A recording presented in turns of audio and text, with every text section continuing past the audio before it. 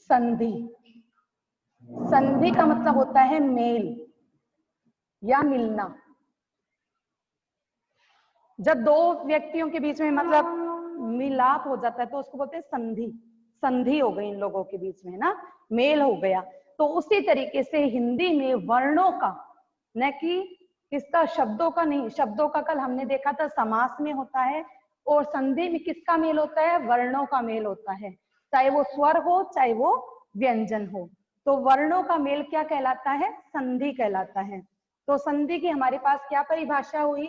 दो वर्णों के परस्पर मेल से, परस्पर यानी आपस में, दो वर्णों के परस्पर मेल से जो विकार उत्पन्न होता है या जो परिवर्तन होता है, दो वर्णों के परस्पर मेल से जो परिवर्तन होता है उसे हम संधि कहते हैं। उसे हम संधि कहते हैं। ये तो है संधि की परिभाषा। अब संधि के कितने प्रकार होते हैं? संधि, वही वर्णों का मेल तो संधि हो गया, लेकिन इसको हमने कितने प्रकारों में बांटा है, कितने भागों में इसको डिवाइड किया है? वो हो गए संधि के प्रकार। तो संधि के प्रकार हमारे पास तीन प्रकार के प्रकार हैं संधि के। नंबर 1 स्वर संधि, नंबर 2 व्यंजन संधि, और नंबर 3 विसर्ग संधि। विसर्ग संधि। स्वर संधि नाम से ही पता चल रहा है कि स्वरों का मेल होता है।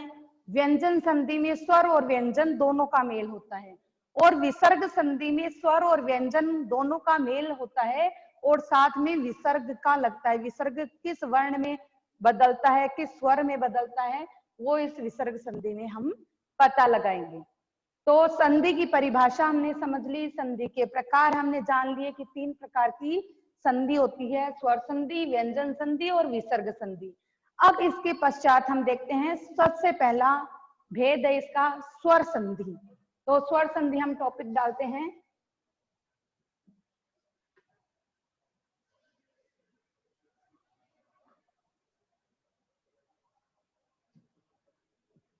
स्वर संधि, सबसे पहला हम इसका भेद पढ़ेंगे, स्वर संधि। तो स्वर संधि की परिभाषा क्या हो गई? स्वरों का स्वरों से मेल होने पर। स्वर संधि में स्वरों का मेल होता है, ये बात पहले ही मैंने आपको बताई है। तो इसकी परिभाषा आपकी क्या बनेगी? स्वरों का स्वरों से मेल होने पर जो परिवर्तन होता है उसे हम स्वर संधि कहते हैं। कि स्वरों का स्वरों से मेल हो जाने पर जो परिवर्तन होता है उसे हम स्वर संधि कहते हैं। अब स्वर संधि के 5 भेद होते हैं।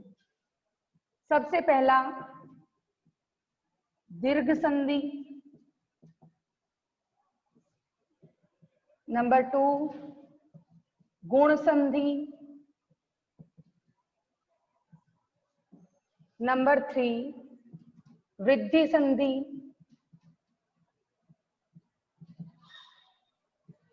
नंबर 4 यण संधि, और नंबर 5 अयादी संधि। अयादी संधि। हमने संधि के 3 पार्ट पढ़े थे, स्वर संधि, व्यंजन संधि और विसर्ग संधि।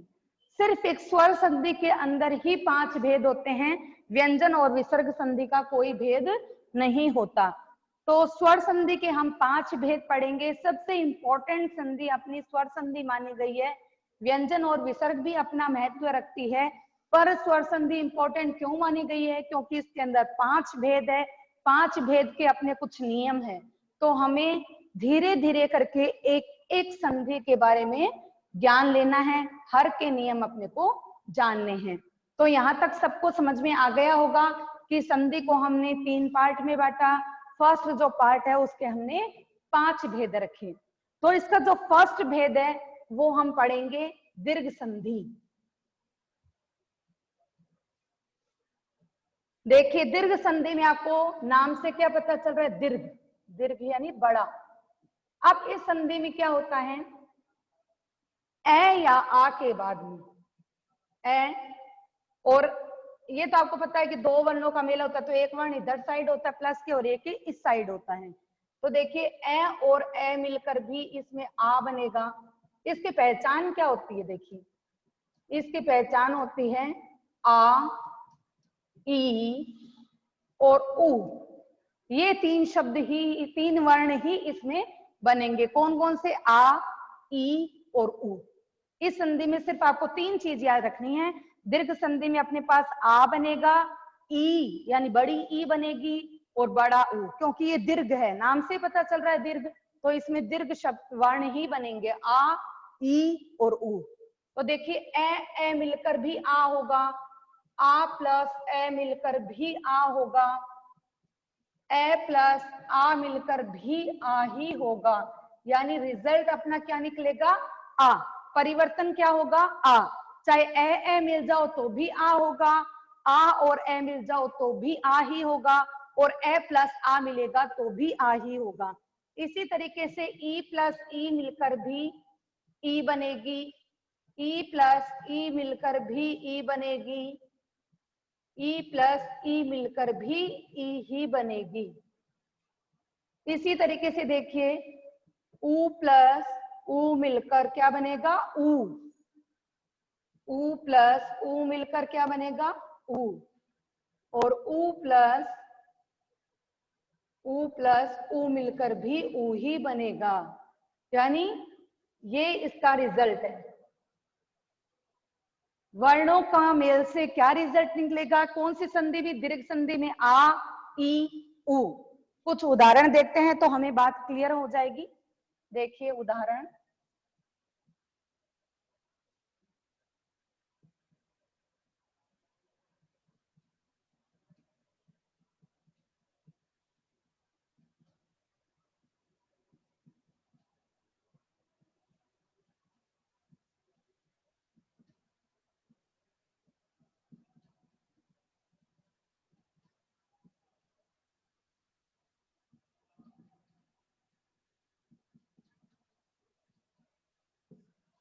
देखिए कुछ उदाहरण मैं आपके सामने लिख रही हूं तो वो आप समझेगिया।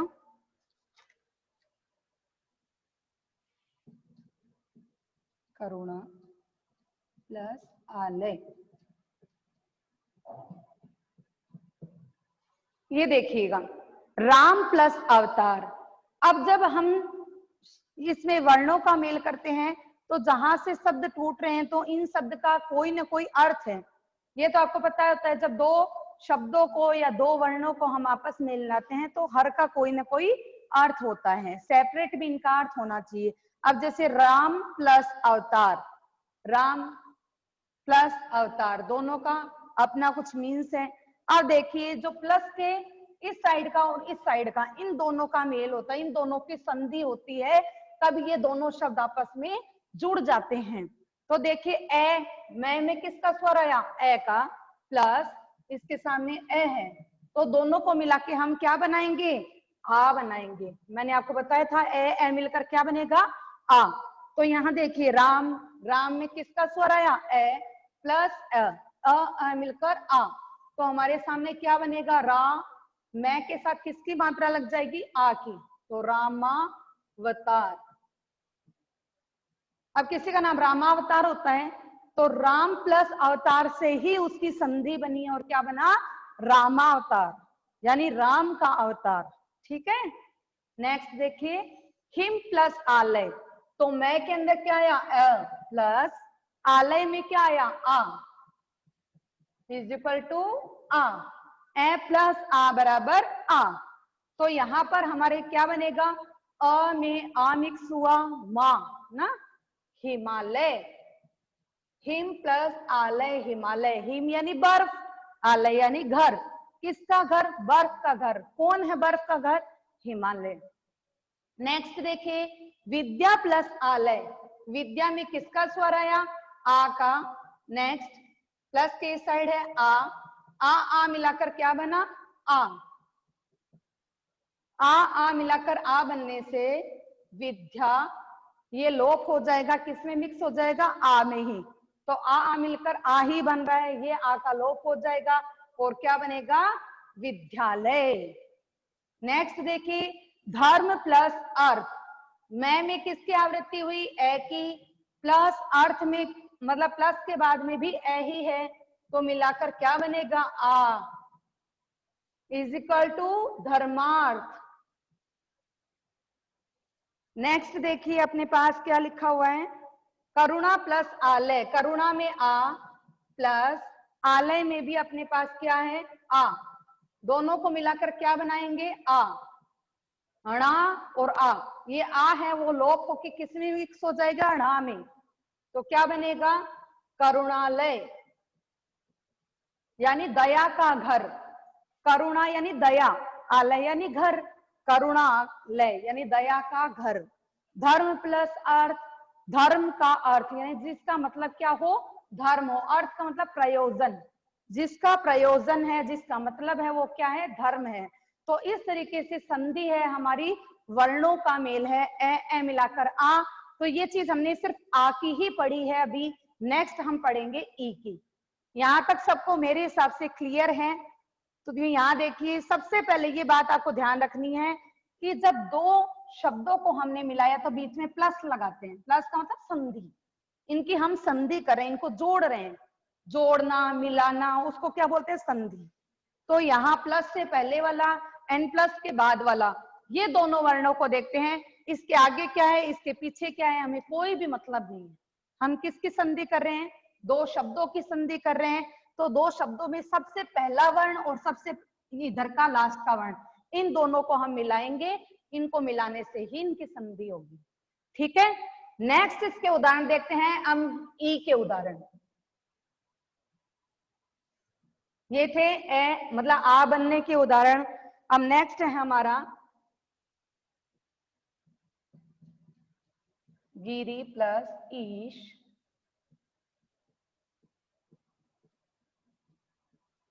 नेक्स्ट देखिए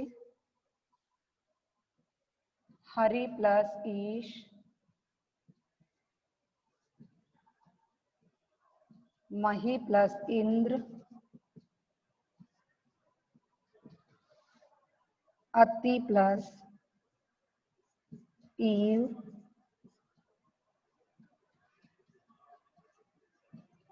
रजनी प्लस ईश।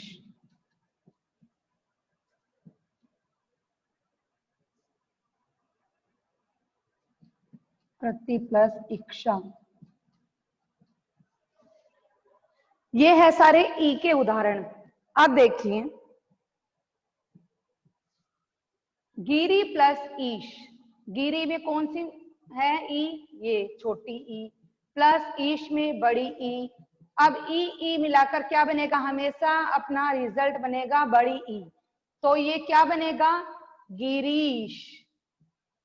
ई मिलाकर क्या बनेगा, बड़ी ई। परिवर्तन हमेशा किसमें होगा, प्लस के पहले वाले वर्ण में, तो गिरीश।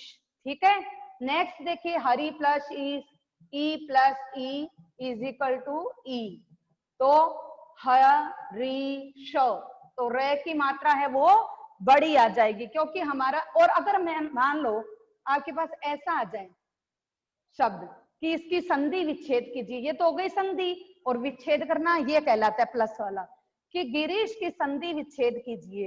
तो आपको हमेशा देखना है कि जो दो वर्ण है तो हमेशा ये यहाँ पर आपको परिवर्तन लग रहा है, गिर है ना, तो यहाँ पे परिवर्तन लगा है ना, तो हमेशा देखना मात्रा ई बड़ी है, तो इस जगह से हम तोड़ेंगे री। ये हमें पता है गिरी को ऐसे लिखा जाता है प्लस ईश, गिरीश।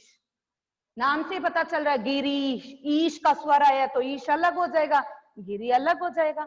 इसी तरीके से देखो रामावतार था तो रामावतार, ये अपने को पता लग रहा था अवतार है, तो एक सब तरफ अवतार हो गया, एक तरफ राम हो गया। तो इस तरीके से आप इसको तोड़ सकते हो। नेक्स्ट देखिए महेंद्र, ई प्लस ई, यहां पर देखिए मही में ई आया, नेक्स्ट ई इज इक्वल टू ई, क्या बनेगा? महेंद्र। ठीक है। नेक्स्ट देखिए, अति प्लस ई, अति में छोटी ई प्लस ई बराबर ई, तो क्या बनेगा? अतीव। सब में मात्रा बड़ी आएगी। ठीक है। रजनी प्लस ईश, तो इसमें भी बड़ी ई प्लस बड़ी ई दोनों मिलाकर ई, रजनीश, रजनीश। ठीक है।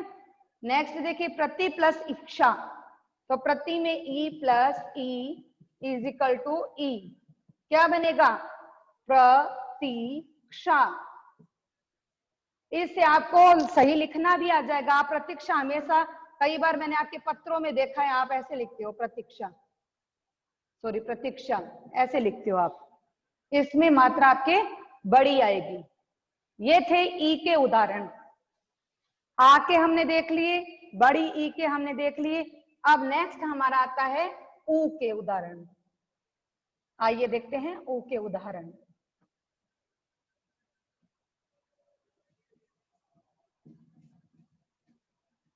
ध्यान से देखिएगा। ऊ के देखिए,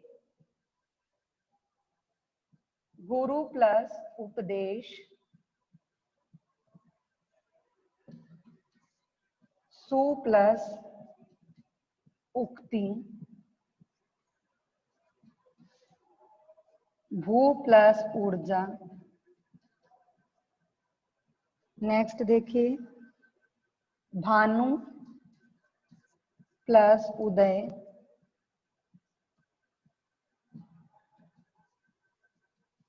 वधु प्लस उत्सव। नेक्स्ट देखिए, लघु प्लस उत्तर।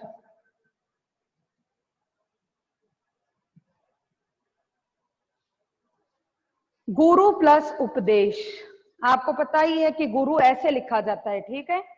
गुरु, तो हमेशा ऊ छोटा है ये, प्लस ऊ और ऊ मिलकर क्या बनेगा? ऊ। तो हमें क्या बनाना है इसका? गुरुपदेश, गुरुपदेश। ठीक है। ऊ और ऊ मिलाकर क्या बनेगा? गुरुपदेश। अब आप हमेशा चीज का ध्यान रखना, गुरुपदेश में रू बड़ा आ जाएगा और सिर्फ अपन गुरु लिखते हैं तो गुरु में रू छोटा आएगा। नेक्स्ट देखिए, सु प्लस उक्ति, तो ऊ प्लस ऊ, सु में भी छोटा ऊ है, नेक्स्ट ऊ में भी छोटा ऊ है, दोनों के मिला के बन जाएगा ऊ, तो बनेगा क्या? सूक्ति। यानी ये ऊ और ये ऊ मिलाकर क्या बनेगा? ऊ।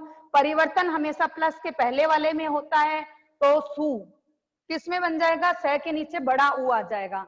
नेक्स्ट देखिए, भूर्जा, तो ऊ प्लस ऊ, भू यानी धरती, ऊर्जा यानी गर्मी, धरती की गर्मी। तो देखिए, भू बड़ा जा, ये ऊ है वो किस में मिक्स हो जाता है? फर्स्ट वाले वर्ण में। नेक्स्ट देखिए, भानु प्लस उदय, ऊ प्लस ऊ, क्या बनेगा? ऊ, भानु दय।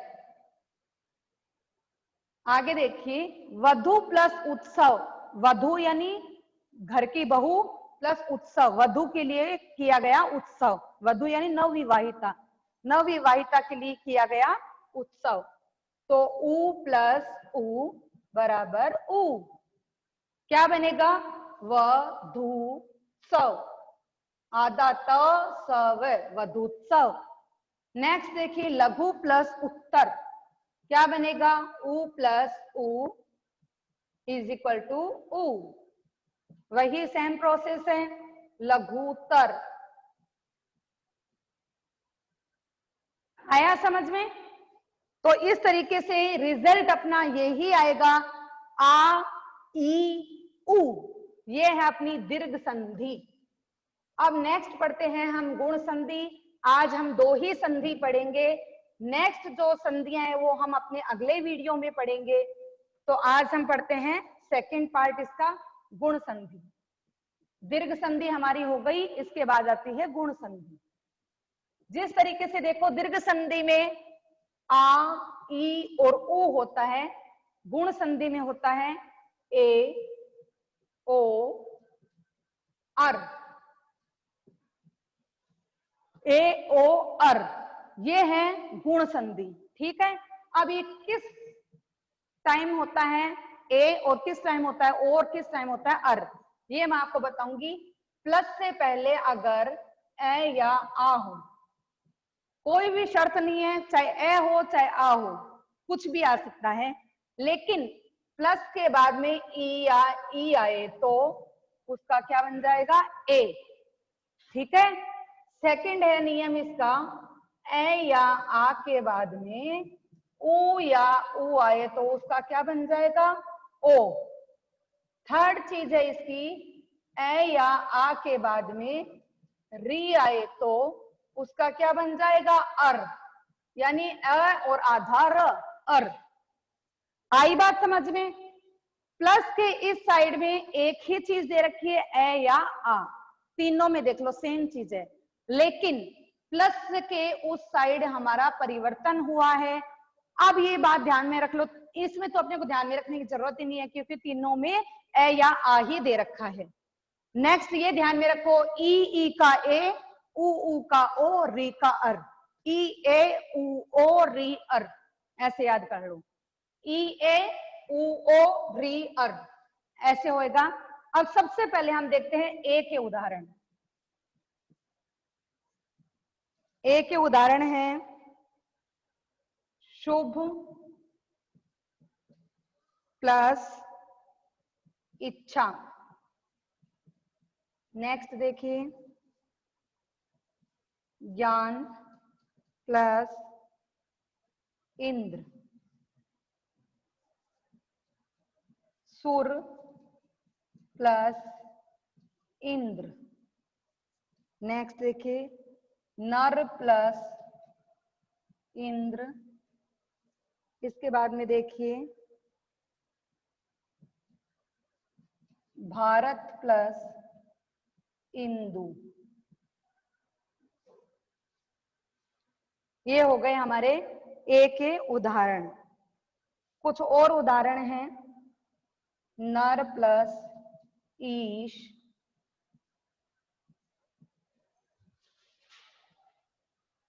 इसी तरीके से देखिए,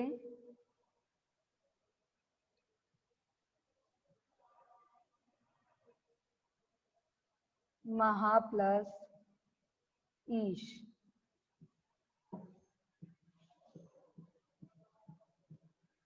शुभ ए प्लस ई, ए के बाद में क्या आया, ई आया, तो यहां पर क्या परिवर्तन होगा, ए बन जाएगा। देखिए, शुभेच्छा, शुभ प्लस इच्छा, ए प्लस ई बनाकर ए बन जाएगा, तो शुभे। हमेशा मैंने बताया कि प्लस के पहले वाला जो वर्ण है परिवर्तन वहां होगा, तो ए की मात्रा किस पे लगेगी, यहाँ पे भे पे, ये ई है वो लुप्त हो जाएगा क्योंकि उससे इसके और इसके संयोग से ए की मात्रा बन गई, तो शुभेच्छा।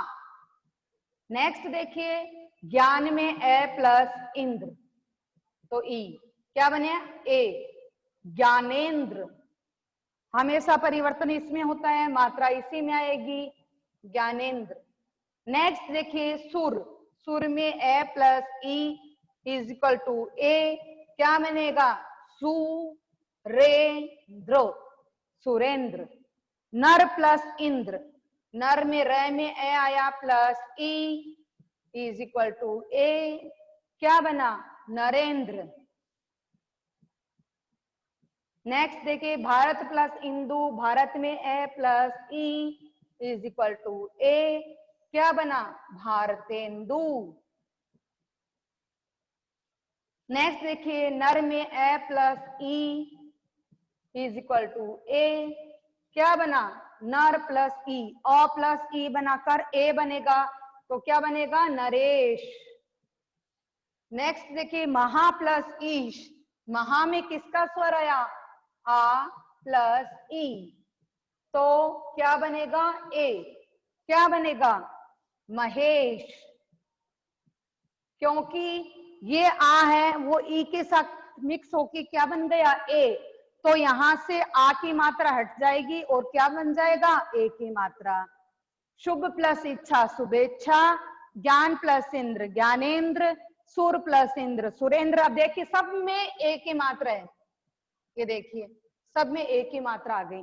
अगर आपको तोड़ना है तो हमेशा जहां से एक ही मात्रा लगी है ना, वो मात्रा आपको तोड़नी है वहां से। जैसे भारतेंदु है तो भारत प्लस इंदु, तो एक ही मात्रा किसमें लगी है, तो हमेशा देखिए यहां पर अपने परिवर्तन हो रहा है, तो यहां से ही अपना तोड़ा जाएगा। तोड़ते समय भी इस चीज का ध्यान में रखना है आपको। नेक्स्ट देखिए ओ वर्ण, ओ कैसे बनेगा, ये तो था ए बनने के उदाहरण। अब देखिए अपने उदाहरण है ओ बनने की। ओ बनने के उदाहरण है अपने बाल प्लस उपयोगी। नेक्स्ट देखिए अपने पुरुष प्लस उत्तम। नेक्स्ट देखिए पर प्लस उपकार। इसी तरीके से नेक्स्ट हमारा देखिए महा प्लस उत्सव। नेक्स्ट देखिए हमारा गंगा प्लस उर्मी।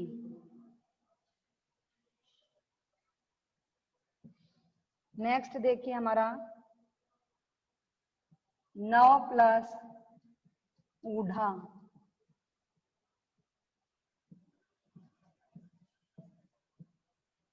बाल प्लस उपयोगी, बाल यानी बच्चों के लिए उपयोगी, बाल यानी बच्चे। लय में किसका स्वर आया, ए प्लस उ, ए या आ के बाद में उ आए तो उसका क्या बनेगा, ओ। हमेशा परिवर्तन प्लस से पहले में होएगा, बालोपयोगी। नेक्स्ट हमारा देखिए पुरुष प्लस उत्तम।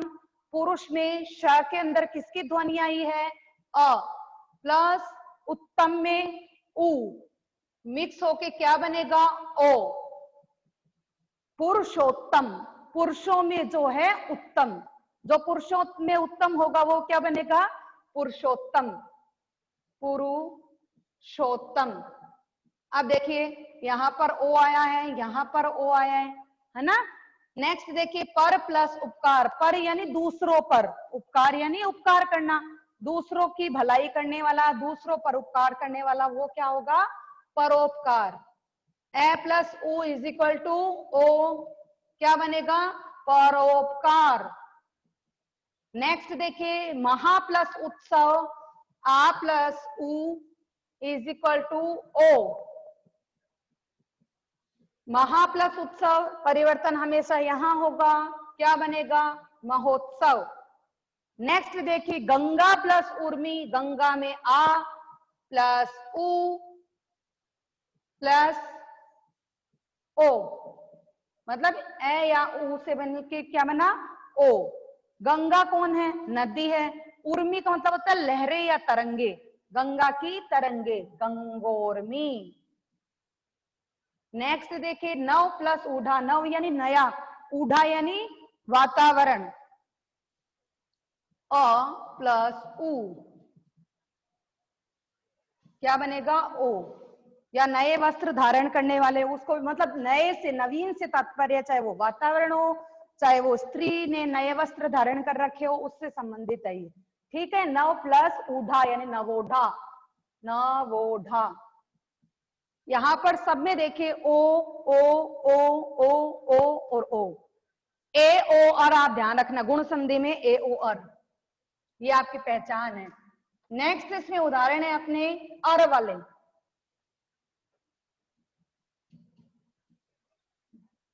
अर के उदाहरण देखिए, सप्त प्लस ऋषि, देव प्लस ऋषि। नेक्स्ट देखिए राजा प्लस ऋषि। नेक्स्ट देखिए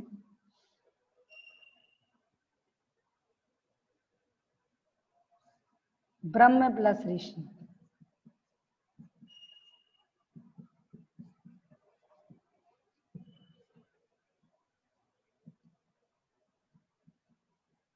महा प्लस ऋषि। सप्त प्लस ऋषि, सप्त में त के अंदर किसका स्वर आया? ए का प्लस री, तो ए या आ के बाद में री आए तो उसका वक्त बन जाएगा अर, यानी रे आधा आएगा। तो देखिए इससे क्या बनता है अपने पास? सप्तर्षि, सप्तर्षि। तो ये जो ए है वो तो किस में मिक्स हो गया? तय के अंदर, और जो आधा रे है यानी ऐसे आएगा, मान लो सप्तर्षि। लेकिन जो आधा रे है वो हमेशा किसके रूप में आता है? या तो वो किसी शब्द के पैरों में लगता है पदेन के रूप में, या फिर वो खड़ी ऐसे पाई के रूप में लगता है, या फिर किसके रूप में आता है? रेफ के रूप में। तो यहाँ रेफ के रूप में लग गया ये, ठीक है। हमेशा यहाँ पे ज्यादातर रेफ के रूप में ही अपना ये आएगा, जहां पर ए और री आए वहां पे समझ लेना आधा रे है वो रेफ के रूप में आएगा। देव में ए प्लस री इज इक्वल टू अर, क्या बनेगा? देवर्षि, देवर्षि नारद, याद आ गए। राजा प्लस ऋषि, राजा में क्या आया? आ प्लस री, क्या बनेगा? अर, इज इक्वल टू राजर्षि, राजर्षि। क्योंकि राजा क्यों नहीं आया? क्योंकि आ इसमें नहीं आएगा, ए यहाँ आने पर खाली आ बनेगा उसका, चाहे ए आओ चाहे आ आओ। ब्रह्म में अ प्लस री, क्या बनेगा? अर, ब्रह्मर्षि, ब्रह्मर्षि। नेक्स्ट देखिए महा, आ प्लस री इज इक्वल टू अर, क्या बनेगा? महर्षि। तो आज हम पढ़ेंगे सिर्फ दीर्घ और गुण संधि, इसकी पहचान आपको ध्यान में रखनी है। दीर्घ संधि में आ ई उ एंड गुण संधि में ए ओ अर। आज की कक्षा हमारी यहीं समाप्त होती है। धन्यवाद।